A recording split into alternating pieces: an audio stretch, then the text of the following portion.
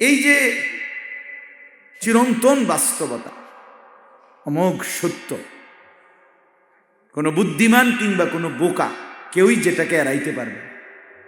কোনো সম্পদশালী কিংবা দুর্বল মৃত্যুকে কেউই এড়াইতে পারবে। চোখ খোলা থাকুক আর বন্ধ থাকুক, স্বীকার করি আর না করি, মানি কিংবা না মানি, বুঝি কিংবা না বুঝি, গুরুত্ব দেই আর তুচ্ছতাচ্ছিল্য অবহেলা করি, এটাই সত্য বাপ, যুবক ভাই, মুরব্বী চাচা, যে মৃত্যুর এই নিদারুণ হাতছানি আমাকে তোমাকে নিয়েই, মাটি আমাদেরকে সবাইকে নিয়েই যাবে। আজকে আমি আমার জ্যাঠা, আপন জ্যাঠা, আমার বাবার বড়, আমার বাবা চাচা চারজনের মধ্যে বড় যিনি ছিলেন, আমার সেই জ্যাঠার জানাজা পড়াইছি জোহরের পরে 2:30টার দিকে, সেই কুমিল্লার নাঙ্গলকোট। জ্যাঠারে মাটি দিয়ে দোয়া করে এরপরে আমি এই মাত্র আসছি। সকাল থেকেই ঠিকমতো ঘুমাইতেও পারি নাই, অনেক দূর নাঙ্গলকোট, বহু দূর, ওইখান থেকে এখানে আসছি। তো আমি বললাম, ভাবলাম, গাড়িতে বসে বলতেছি আমার জ্যাঠার জানাজা হইল, তো মনে পড়ল, মনে হইল কবরস্থানের দিকে তাকাইয়া ভাবলাম যে আমি এখন বলছি আমার সাথে আমার প্রিয় এক ছাত্র মাওলানা ইয়াহিয়া আসছে, ওরে বললাম যে দেখো, এই কোটি কোটি মানুষ আমরা প্রত্যেকেই আল্লাহ তাআলা আমাদেরকে মাটি দিয়ে তৈরি করেছেন।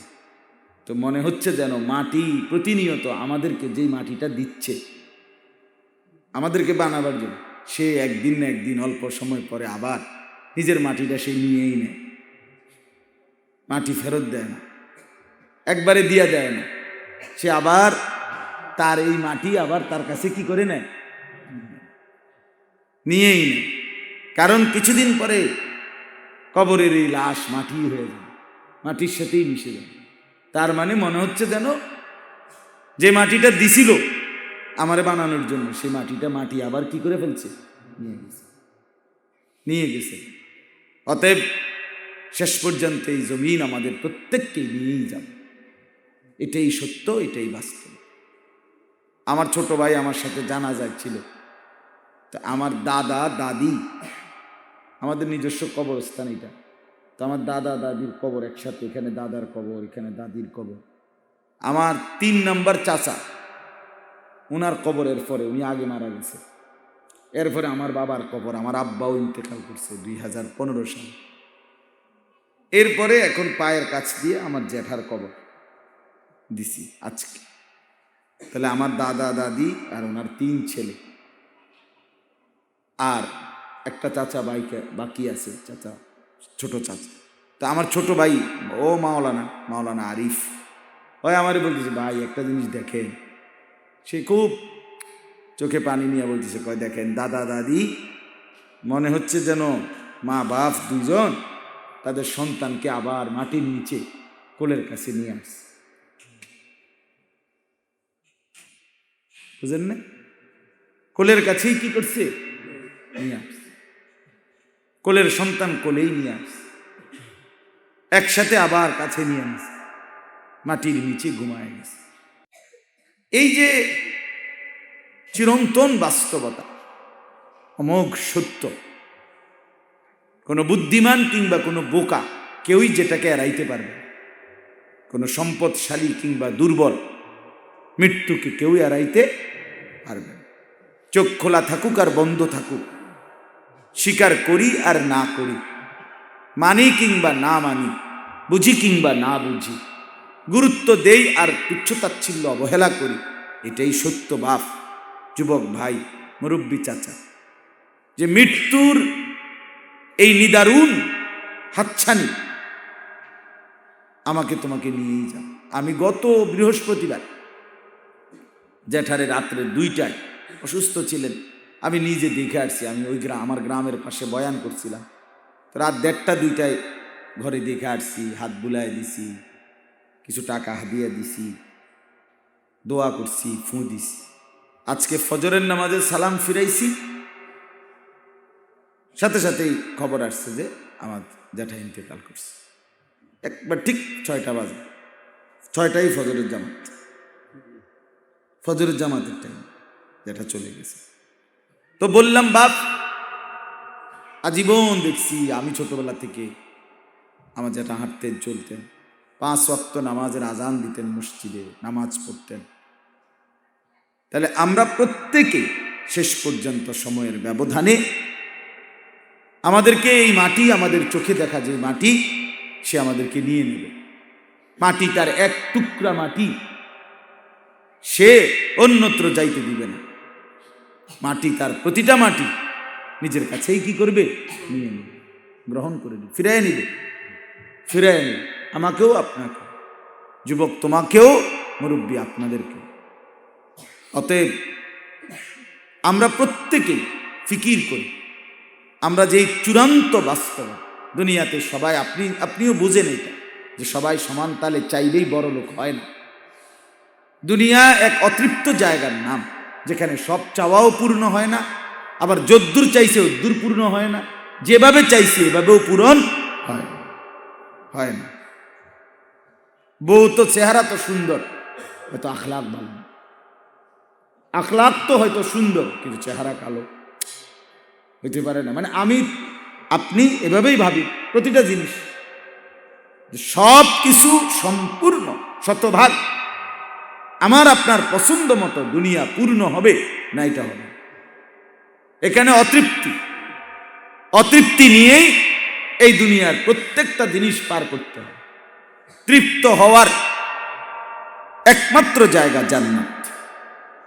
আল্লাহ তাআলা কোরআনুল কারীমের মধ্যে ইরশাদ করেছেন, লাহুম মা ইয়াশাউনা ফিহা ওয়া লাদাইনা মাজিদ। আমার জান্নাতি বান্দা জান্নাতের মধ্যে যা চাইবে, যা আকাঙ্ক্ষা করবে, সব দেয়া হবে। ওয়া লাদাইনা মাজিদ। আল্লাহ বলেন, বান্দা তো চাইবে, ঠিক আছে, আমিও দেব, ফেরেশতারা দেবে, কিন্তু জান্নাতি বান্দা চাইবে আর কি, জানেই কি সে আর কয়টার নাম জানে। কালকে আমি গৌরীপুর কুমিল্লা গৌরীপুর মাহফিলে গেছিলাম।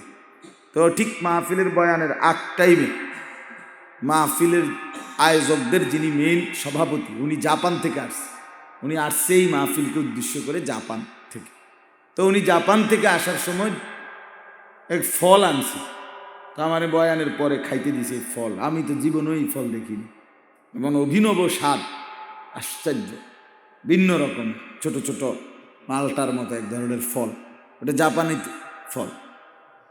তো আমার বলার উদ্দেশ্য হল, এই পৃথিবীরই অগণিত ফল, অগণিত খাবার, অগণিত সৌন্দর্যময় জিনিস, এই পৃথিবী, সব ফুল, সব ফল, সব সৌন্দর্য আমরা দেখছি, তো আমরা আর জানি। তো জান্নাতের মতো এত বড় নাজ ও নেয়ামতের জায়গায় আমরা সব বলতে পারবো কেন? এই জন্য আল্লাহ বলছে, আমার জান্নাতি বান্দা যা চাইবে তা তো দেয়া হবেই, কিন্তু এখানেই শেষ না। ওয়ালাদাইনা মাজিদ। আমি আল্লাহর কাছে আরো আছে, আরো আছে, আরো আছে। ওর চাওয়া যখন শেষ হবে, এবার আমি আল্লাহর দেওয়া তখন শুরু হবে।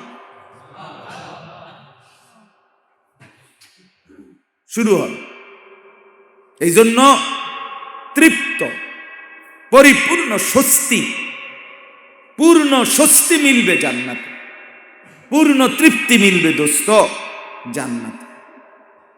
একেবারে চিন্তা মুক্ত, পেরেশান মুক্ত, অস্থিরতা মুক্ত